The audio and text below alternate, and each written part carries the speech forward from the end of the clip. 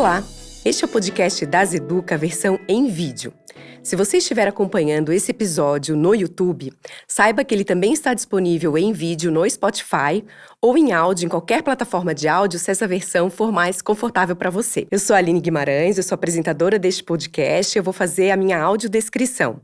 Eu sou uma mulher de altura mediana, meu cabelo é liso, no ombro, tenho olhos castanhos, eu estou vestindo um casaco bege, uma calça bege, uma blusa branca, e eu estou no ambiente com cortinas azuis, num estúdio com cortinas azuis no fundo, uma mesa de canto do meu lado direito com uma caneca, do meu lado esquerdo tem um abajur, tem uma tela com a logo de Das Educa, e eu estou de frente para as minhas convidadas de hoje. Hoje nós recebemos a doutora Marcele Serrano, que é médica de família pela Secretaria Municipal de Saúde do Rio de Janeiro, com MBA executivo pelo INSPER e Head Médica de Cuidados Integrados e Telesaúde na AVE da DASA, e Neucina Tropardi, diretora-geral de Jurídico, Relações Governamentais, ESG, Compliance e Auditoria Interna da DASA, e doutora em Direito Civil pela USP, para uma conversa muito rica, muito importante sobre meio ambiente. Sejam muito bem-vindas ao nosso podcast.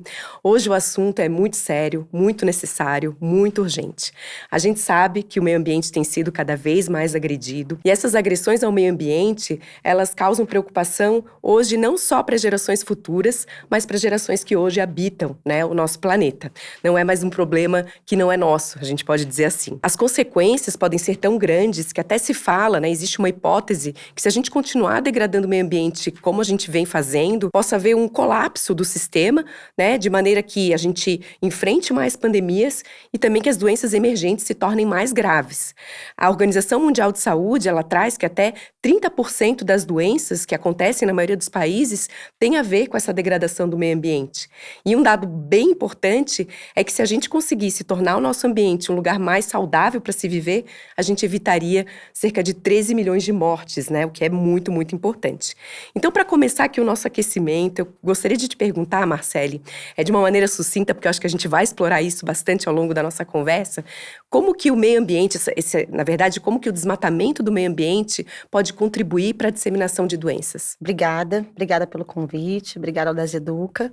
Fazer minha audiodescrição, eu tenho uma altura mediana, cabelo liso na altura do ombro, olhos castanhos, estou vestida com uma camisa azul, com uma calça jeans, um sapato caramelo e os óculos.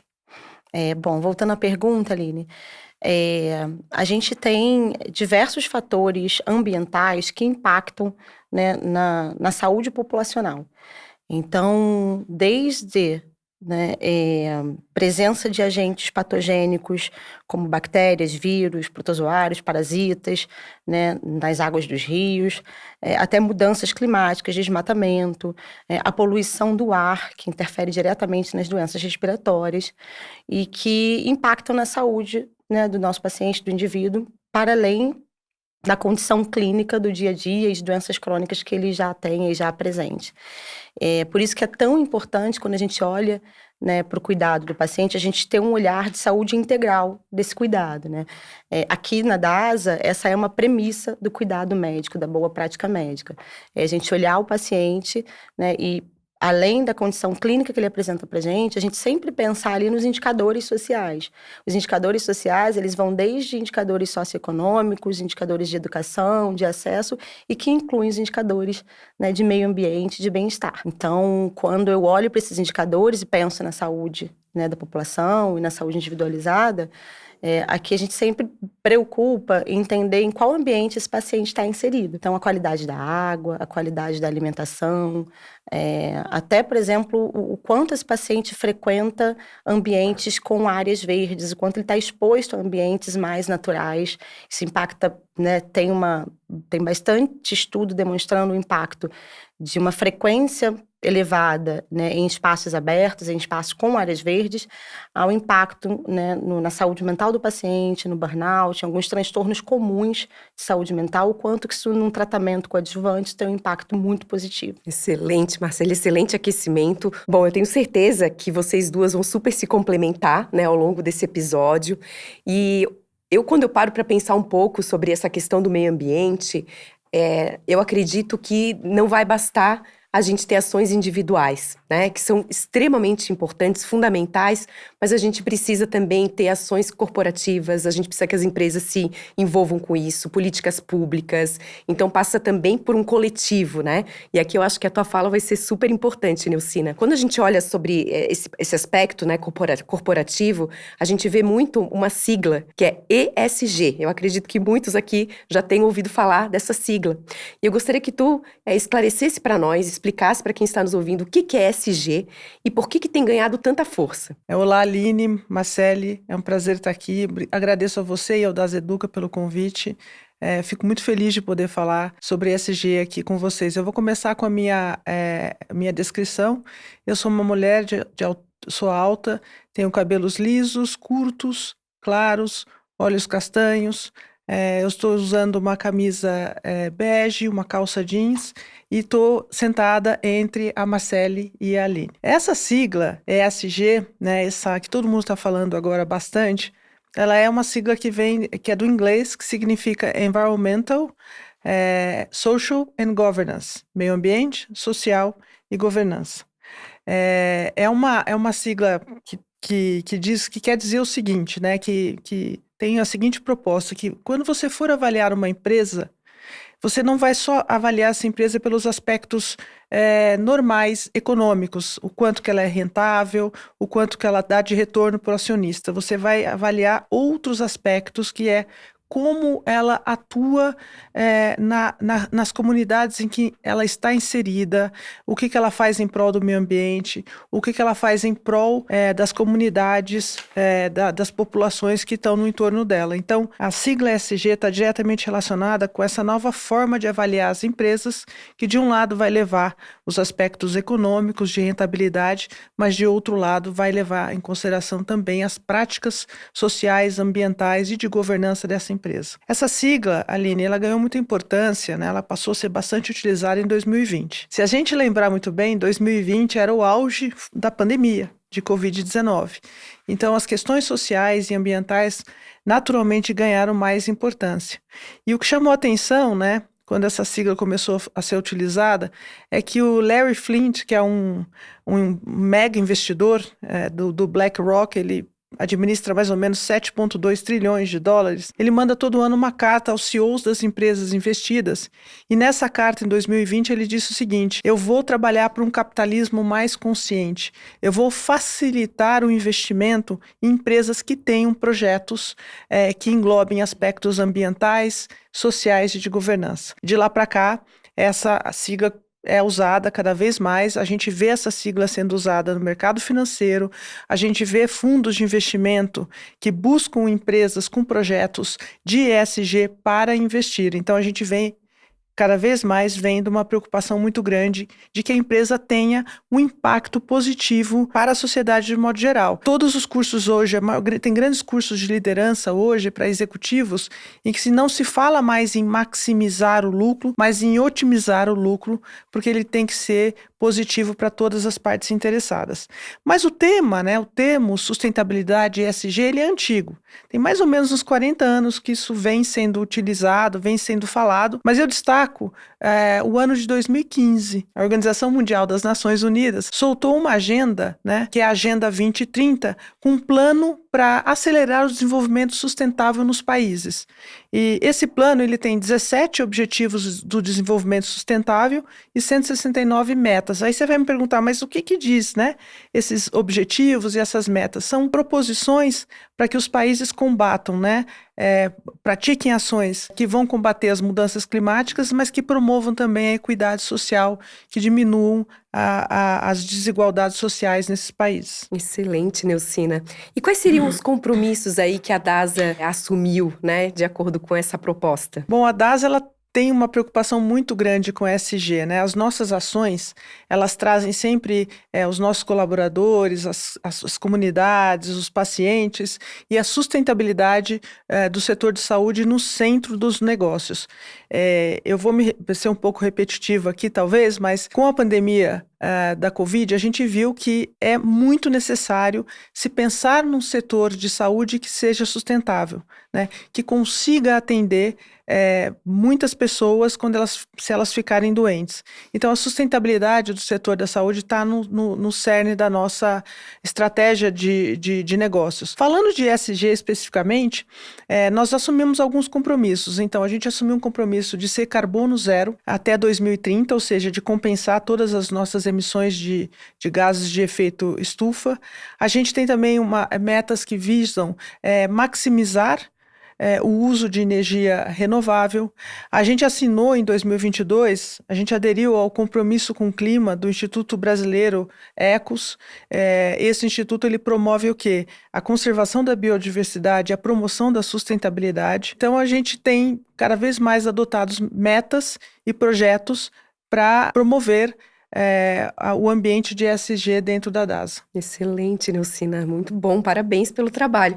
E aí, qual, assim, dentro desses objetivos propostos, quais seriam os maiores desafios que tu vislumbras para que a gente realmente consiga atingir essas metas? Toda a agenda de ESG, na minha opinião, ela tem que estar totalmente integrada ao negócio, né, da companhia para ela ser sustentável no longo prazo. Mas se a gente pensar em termos de regulação, eu tenho uma preocupação muito grande, a DASA tem uma preocupação muito grande com a regulação do mercado de carbono, porque ela ainda não existe no Brasil.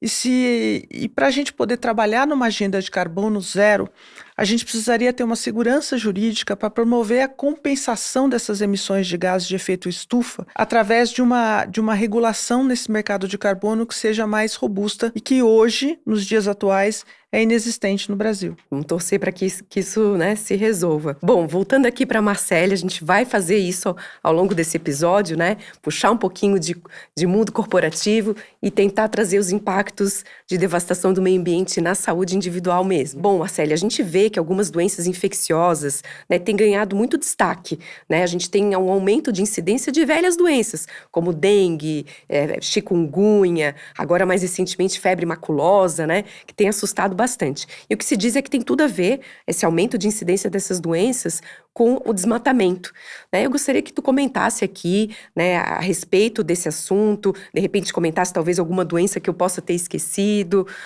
Fala aqui para nós. Claro.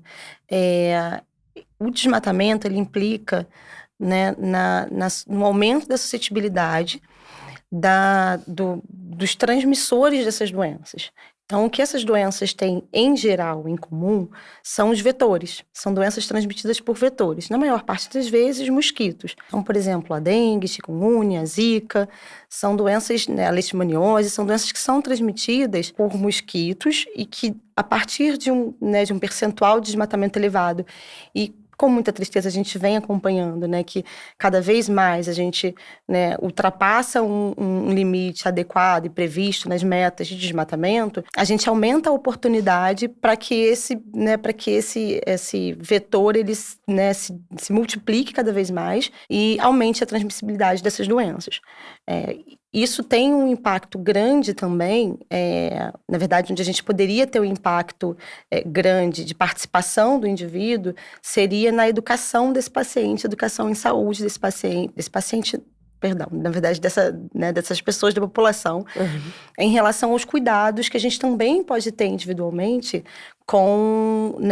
para tentar diminuir a concentração de águas, enfim, o acúmulo de águas. Mas, diretamente, o desmatamento ele impacta na transmissibilidade através dos vetores. E a complicação dessas doenças e o próprio aumento da carga dessa doença, ela impacta muito na política, tanto em políticas públicas, né, no quanto a gente disponibiliza de recurso para o tratamento, para o segmento dessas doenças, quanto nas complicações de algumas doenças específicas. Então, com a dengue, a gente tem, né, uma complicação maior ali de doenças que vão causar sangramento nos pacientes, né, doenças hemorrágicas. Na zika, quando a gente fala de uma doença, né, de uma transmissibilidade vertical, também a gente tem um quadro grande de microcefalia que tem um impacto enorme, né, na população a longo prazo e impacto também na dinâmica familiar, né. Aí tu tá falando só para o nosso ouvinte entender, quando passa de mãe para o filho, né? A mãe pega zika e o bebê porque acaba... é uma transmissibilidade por vetor, Sim. por mosquito, mas o grande perigo da zika é quando a mãe, né, durante a gestação, transmite para o filho, o que a gente chama de transmissão vertical. Isso. No caso da chikungunya, a gente tem uma complicação que é uma complicação mais crônica, de dor articular, dor nas articulações, que pode perdurar por anos, também causando uma sobrecarga no sistema de saúde. Então, na leishmaniose, a gente tem a leishmaniose visceral, que também pode, né, evoluir para óbito, enfim. Então, o principal ponto de a gente olhar para frente, olhar para o desmatamento, no caso no impacto nessas doenças, é a gente pensar como que a gente pode diminuir, enfim, impactar e ter ações ali de políticas públicas, políticas institucionais que consigam diminuir esse avanço do desmatamento. Excelente, Marcela. Eu confesso, eu moro no sul e dengue é um negócio que a gente nunca viu lá, assim, como tá vendo agora. Tá assustador, assim, o aumento de internações, pessoas indo a óbito. Então a gente começa realmente a se assustar com velhas doenças e chegando em áreas onde elas não eram frequentes, né? A própria, realmente, febre maculosa que está sendo assustadora aí em vários locais, né? Bom, além disso, que a gente está falando do desmatamento, a gente tem a questão da água, né? A gente sabe que a poluição das águas é super danosa e aqui a gente pode falar de dejetos aí tóxicos que são descartados na nossa água, né? Que acabam indo para o consumo humano e que são super maléficas. E também tem a questão do saneamento, né? Se a gente não trata a água adequadamente, a gente pode ter fezes humanas chegando nas águas e transmitindo doenças, causando diarreias infecciosas, hepatite A. Então também gostaria que você comentasse um pouquinho aí do impacto da poluição das águas na nossa saúde. Exato, Aline, você falou bem. E aí eu volto ao que eu comentei no início, né? O saneamento básico, né? A poluição da água, que é um fator importantíssimo ali de impacto ambiental, ele é um dos indicadores sociais que no Brasil a gente tem uma maior relevância na saúde da população. A gente tem, né, uma área extensa no Brasil em que não tem acesso ao saneamento básico. E aí, quando você fala da poluição da água, como você trouxe, a gente tem desde poluição química, né, de dejetos de empresas, que aí impacta muito esse olhar, né, de como que a empresa lida, né, com a resolutividade, com como ela trata ali os dejetos, enfim. Desde poluição por agentes infecciosos, que aí sim a gente tem ali desde bactérias, enfim, que vão, e com a ingestão de água que tem impacto grande em doenças gastrointestinais, em diarreia, cólera, hepatite A, que é uma doença com uma prevalência grande ainda no Brasil, e que a gente entende que se a gente tivesse, né, um tratamento adequado da água, a gente não teria uma sobrecarga tão grande dessas doenças num sistema de saúde que poderia estar, né, tratando de doenças que são mais relevantes do ponto de vista de prevenção. E ainda tem o plástico, né? Que tem sido algo tão assustador, né? Exato. O quanto que a gente está vendo nos oceanos, plástico aí matando, né? A vida marinha mesmo, ameaças aí a corais, né? Que tem um impacto super, super relevante. Realmente é algo que nos causa bastante preocupação e que, de alguma maneira, talvez a gente mudando alguns hábitos, a gente consiga reduzir esse impacto, né? Principalmente eu penso aqui no plástico. E outro ponto é a questão do aquecimento global, né? Não é de hoje que a gente fala em aquecimento global, né? É algo antigo, isso eu lembro desde criança de ouvir falar e é algo que sempre me assustou muito. Infelizmente, há quem não acredite, né? Porque a gente, nossa, mas o inverno é tão rigoroso, como é que como é que o planeta tá ficando quente, né?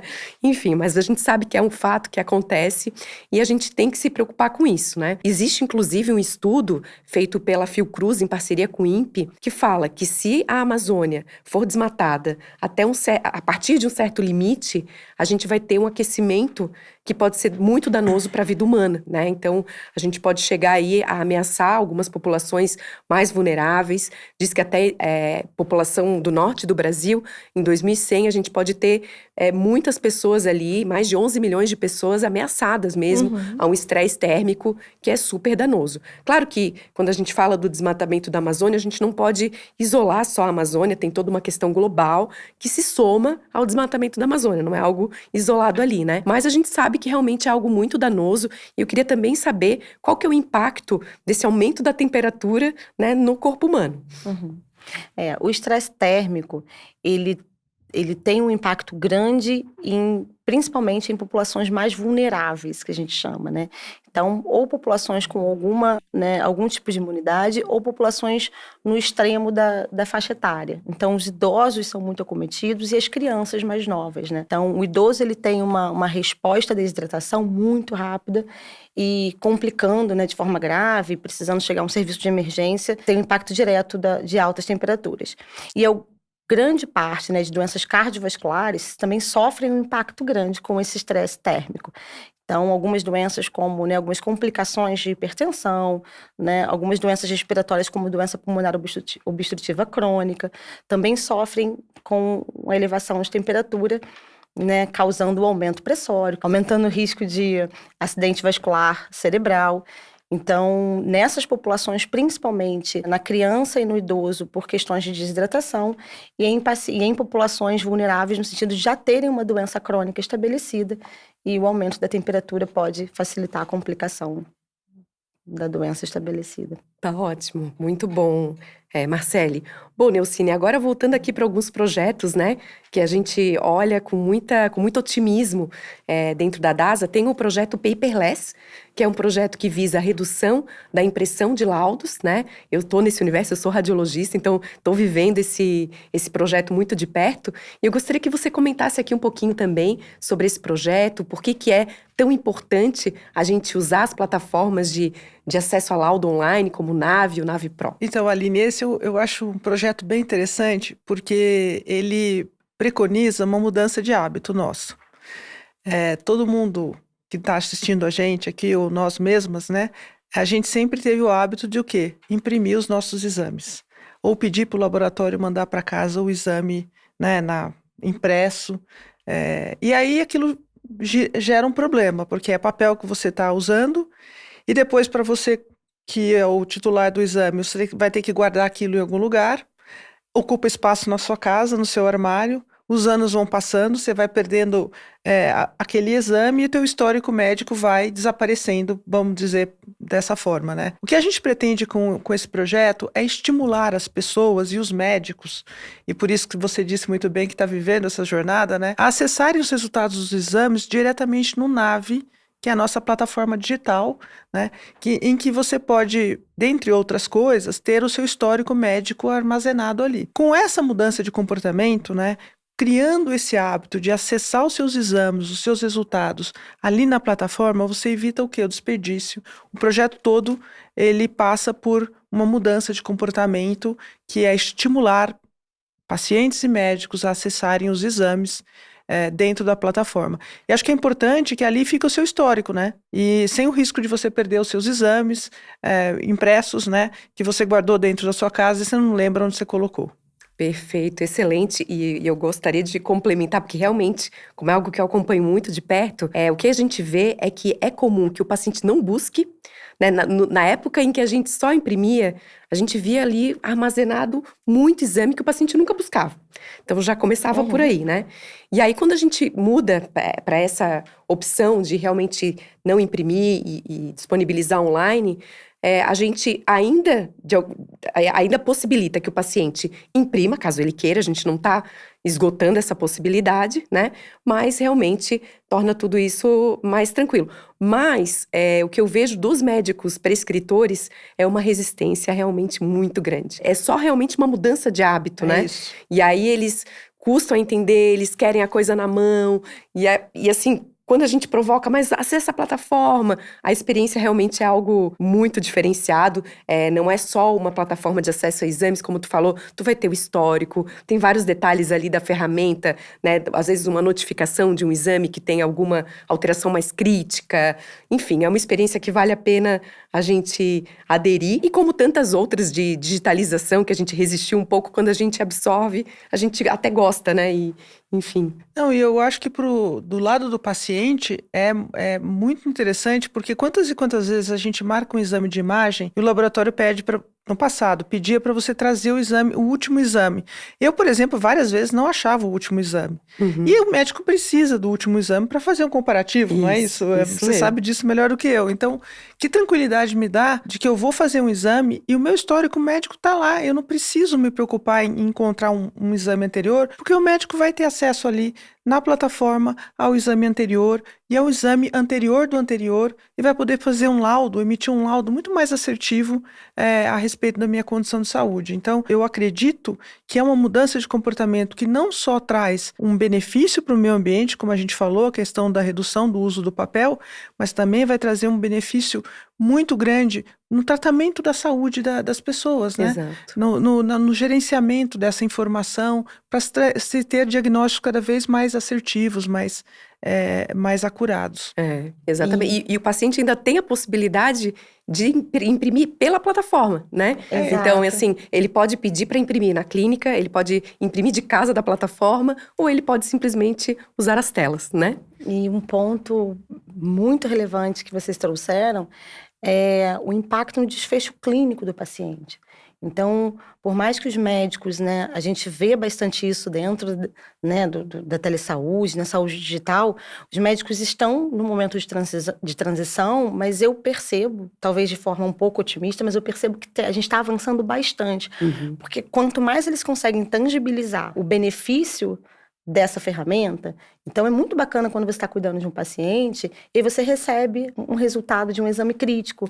E aí você consegue antecipar a consulta do paciente, você consegue se comunicar com esse paciente. Em diversas doenças, o tempo, ele tem um impacto muito importante, né? No diagnóstico precoce, ele tem um impacto fundamental no desfecho clínico dessa doença. Então, quanto antes eu vejo um exame crítico, quanto antes eu comunico com o meu paciente, quanto antes eu atendo esse paciente e já entro com uma conduta, né? Eu mexo diretamente ali no desfecho clínico. Então, essa rapidez que, né, a saúde digital, que a ferramenta, que a plataforma possibilita para o médico, para a gente, é muito importante.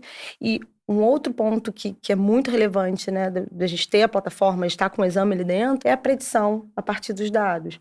Então, quando eu consigo, né, olhar para essa população de uma forma, ter os dados dessa população, obviamente, com o aceite do paciente, com ele, né, cedendo ali o dado para a gente poder cuidar melhor dele, a gente consegue já predizer, né, diversas doenças que a gente pode antecipar.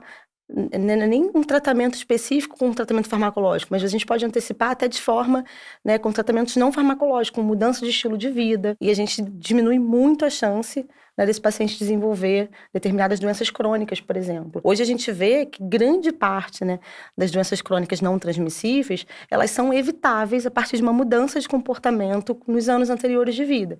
Então, se eu tenho uma base de dados, se esse paciente, ele permite que isso seja usado e que a gente informe a ele também, né, isso é muito bacana, porque isso, de fato, vai impactar muito o desfecho clínico, a saúde desse paciente. Eu acho que você traz um ponto muito importante. Lembra que eu falei no começo que na nossa agenda dentro da DASA, a sustentabilidade do setor de saúde está no centro? Isso conversa direto com a sustentabilidade do setor de saúde. A gente não pode deixar com que as pessoas fiquem doentes, porque se muitas pessoas ficarem doentes ao mesmo tempo, o sistema como um todo, e aí eu falo do sistema de saúde suplementar, saúde pública, não tem condição de atender todo mundo doente ao mesmo tempo. Acho que a pandemia de Covid mostrou isso para o mundo inteiro, né? Não estou falando de Brasil, estou falando de mundo. Então, a gente precisa pensar num setor da saúde que trate o ser humano antes dele ficar doente. A gente não pode mais ficar tratando somente a doença. A gente tem que trabalhar para que a doença não se manifeste. E é isso que você acabou de dizer, que fala que está no coração da nossa estratégia, né? A gente quer na DASA o quê? Oferecer a saúde que o mundo precisa e que as pessoas desejam, ou a saúde que as pessoas precisam e o mundo deseja. É uma saúde que trate do indivíduo como um todo, para que ele não fique doente. Maravilha. E ainda explorando um pouquinho essa questão que a Marcele provocou, né, dessa digitalização da saúde, qual que é a vantagem do ponto de vista jurídico? Bom, do ponto de vista jurídico, né, você acaba fazendo uma gestão da saúde eletrônica, né, através de uma plataforma. E eu, como advogada, já digo para vocês, isso já acontece nos tribunais. Hoje os processos todos correm de forma eletrônica, né?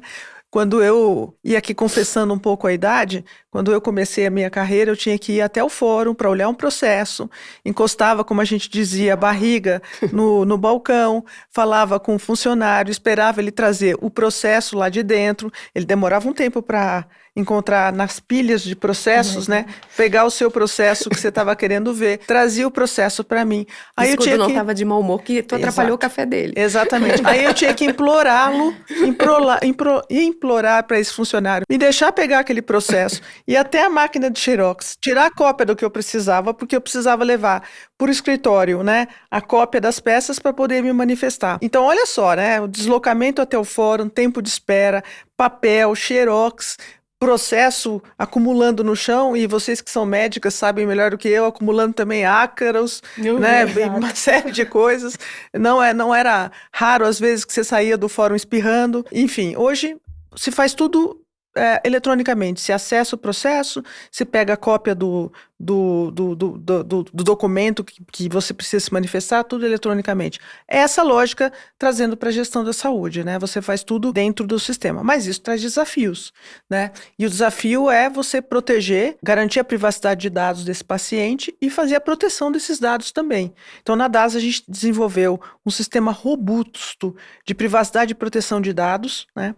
Para garantir que a gente esteja, né, em conformidade com a Lei Geral de Proteção de Dados aqui do Brasil, mas mais do que isso, que a gente garanta a privacidade desses dados e a proteção dos dados dos nossos pacientes, colaboradores e dos prestadores de serviços. E mais, a gente garante, né, que toda a condição para que o paciente nos dê o consentimento ou não para o tratamento desses dados. Enfim, a gente garante que o sistema funcione perfeitamente, garantindo aí a privacidade dos dados e a proteção desses dados. Excelente, é fundamental, né? Eu encaro essa Lei Geral de Proteção de Dados também com muito apreço, assim, mas também percebo que entre a área de saúde e os médicos resistem muito, né? Porque isso traz burocracia. Burocratiza o acesso, e a gente sempre comenta, bom, eu trabalho no ambiente de radiologia, então não é incomum que o paciente vá num médico que pede o exame e aí ele vá para um outro médico também olhar. E aí, pelo sistema, esse segundo médico não tem acesso, porque ele não foi o prescritor. O dado é do paciente. E o paciente autorizando é um clique. E o outro também consegue acessar. E eles já ficam bravos com isso. Não, eu quero ter acesso. Não, não. E assim, também é um trabalho muito de conscientização, né? De que a gente precisa respeitar que o paciente está empoderado agora, né? Não é mais a gente que dita as regras. Bom, Marcele, voltando aqui um pouquinho para essa questão da saúde, meio ambiente e impacto na saúde. Vamos falar um pouquinho sobre poluição atmosférica, né? Também não é de hoje que a gente vê, e é quase que intuitivo, né? O quanto que a poluição do ar acaba impactando na nossa saúde. A gente já vê há tempos aí alguns países asiáticos até, né, pessoas usando máscara de acordo aí com a poluição do ar por conta de doenças respiratórias que podem acontecer. Então, explica para nós aqui um pouquinho de quais doenças respiratórias são comuns em função dessa poluição atmosférica, que outros impactos que a gente pode ter em função disso. Como você trouxe, ele não é de hoje, mas a gente nota um aumento, né, na incidência dessas doenças. Então, as doenças mais comuns que a gente vê atribuídas à poluição atmosférica é a asma, né, a rinite alérgica, o DPOC, alguns tipos de pneumonia, né, a depender do patógeno que está causando ali a pneumonia, e doenças ocupacionais, e aí que a gente já tem mais conhecimento há mais tempo, silicose, enfim, asbestose. Parte, por exemplo, né, do aumento da incidência da asma é por conta, né, da variação de umidade e da concentração desses poluentes. E esses poluentes, eles vêm, por exemplo, da emissão de gases através de indústrias, do desmatamento, né, da qualidade da água, que também impacta, porque a gente às vezes, não, mas a qualidade da água, a qualidade do ar, não, eles têm uma relação direta, né?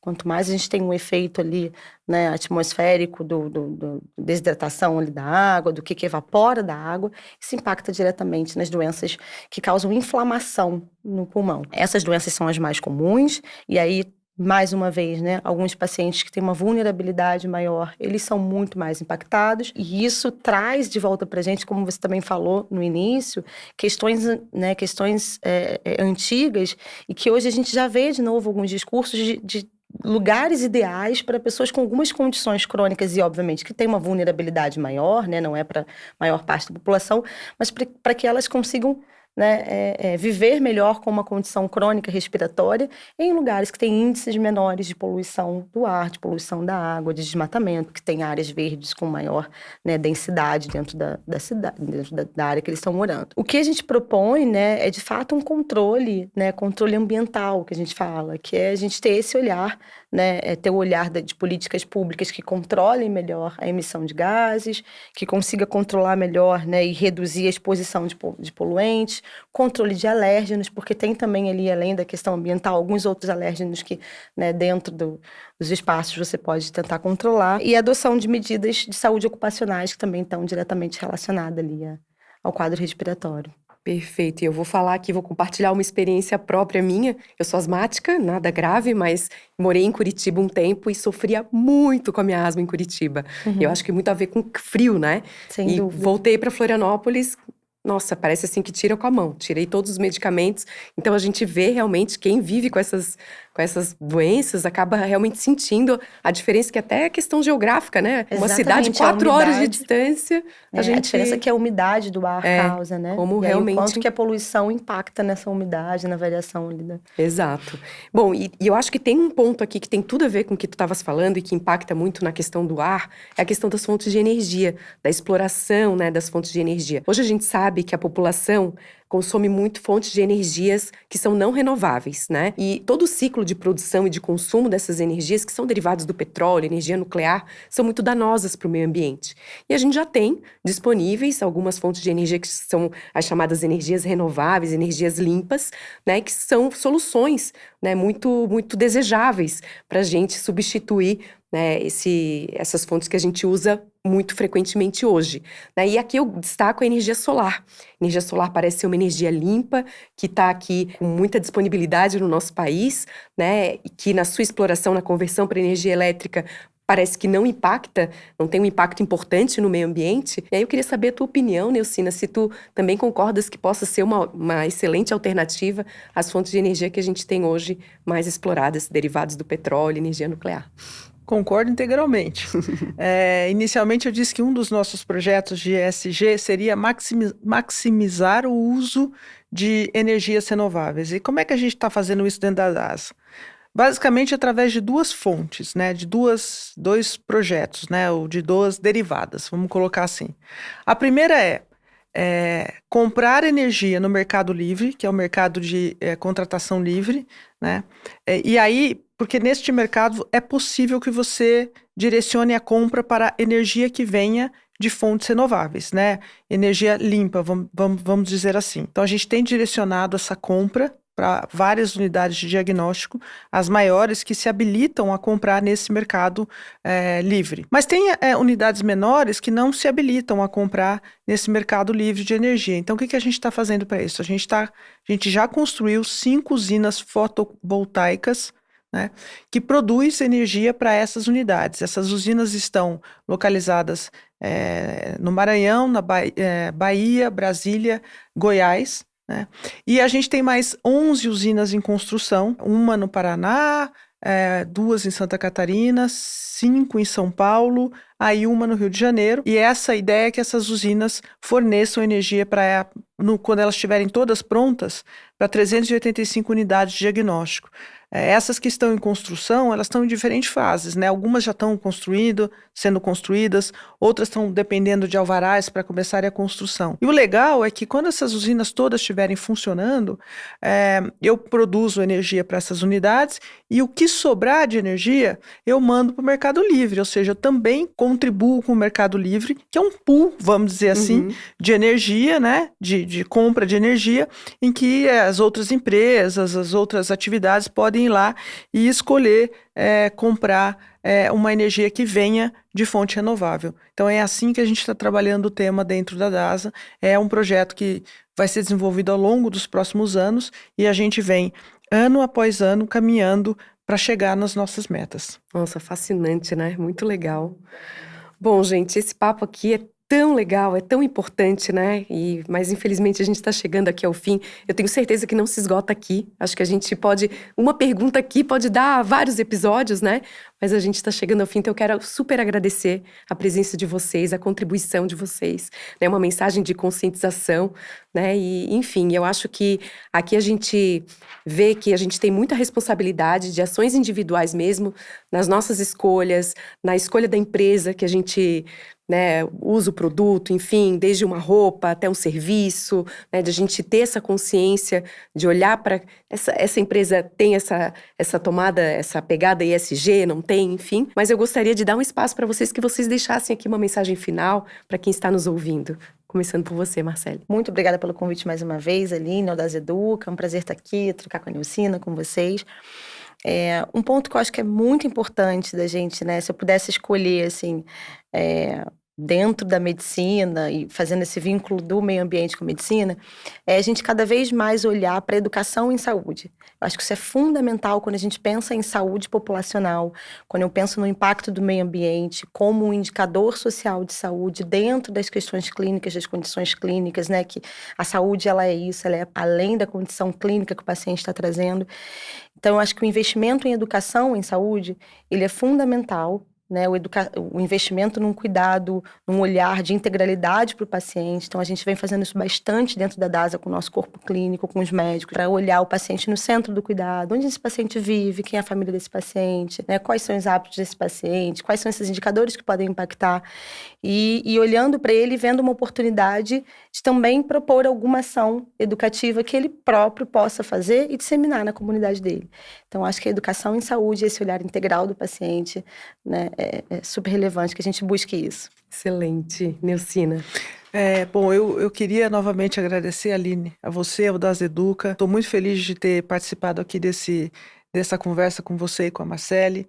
É muito importante que toda vez que a gente tem a oportunidade de falar de ESG e que nos deem essa oportunidade, que a gente fale e explique. Então, na linha do que você falou, Marcele, de educação, é importantíssimo que a gente dissemine esse conceito cada vez mais dentro da DASA e fora da DASA, porque é isso que vai garantir algumas coisas no futuro. Primeiro, vai nos ajudar a fazer uma gestão da saúde de forma mais sustentável. E eu vou me repetir aqui, a gente viu que isso é extremamente relevante, mas também vai garantir que o nosso futuro nesse planeta seja um pouco mais agradável, né? Que a gente consiga mitigar aí, enquanto é tempo, né? Várias ações que estão acontecendo, com que a gente consiga evitar que lá na frente você tenha situações extremamente desastrosas para o planeta e para o clima de um modo geral. E a gente só vai conseguir isso na medida que a gente falar cada vez mais do assunto. Então, eu agradeço demais essa oportunidade de falar de ESG. É um assunto que é fundamental hoje em dia e é um prazer poder dividir com vocês e trocar ideias aqui sobre esse tema. Excelente, Nilcina. Bom, e só para quem está nos ouvindo, se tiver curiosidade, essas ações da DASA, ESG, o relatório de sustentabilidade, a gente consegue acessar no site da empresa, é isso? Consegue acessar no site da empresa. Obrigada por essa lembrança. Está lá no site da empresa o nosso relatório de sustentabilidade, todas as informações aí do que a gente faz nessa área. Muito bom, obrigada. Então eu quero convidar a todos que nos acompanharam a deixarem suas opiniões nas nossas redes sociais ou também no nosso e-mail dasa.educa@dasa.com.br.